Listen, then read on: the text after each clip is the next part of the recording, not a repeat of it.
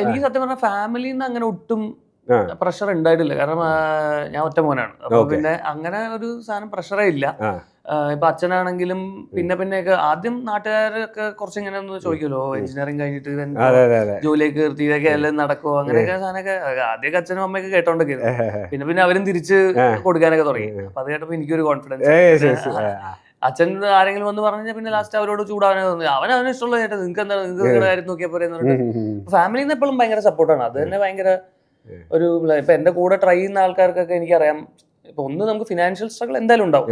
നമ്മളൊരു പാഷന്റെ പുറകെ പോവാണ്. അപ്പൊ അതില് ഫിനാൻഷ്യലി നമ്മൾ കുറച്ച് സെറ്റിൽ ആവാൻ കുറെ ടൈം എടുക്കും. അപ്പൊ എന്റെ കൂടെ ട്രൈ ചെയ്തോണ്ടിരുന്ന ആൾക്കാരെ ഇപ്പൊ കുറെ ആൾക്കാർ നിർത്തി ജോലിക്ക് തിരിച്ചു കയറി. കുറെ ആൾക്കാർ പുറത്ത് പോയി, എന്ന് വെച്ചാൽ ഇന്ത്യയുടെ പുറത്ത് പോയി ജോലിക്ക്. ചില ആൾക്കാർ ഇപ്പോഴും പാർട്ട് ടൈം ആയിട്ട് ട്രൈ ചെയ്തോണ്ടിരിക്കുന്നു. അപ്പൊ എനിക്ക് തോന്നുന്നു നമ്മള്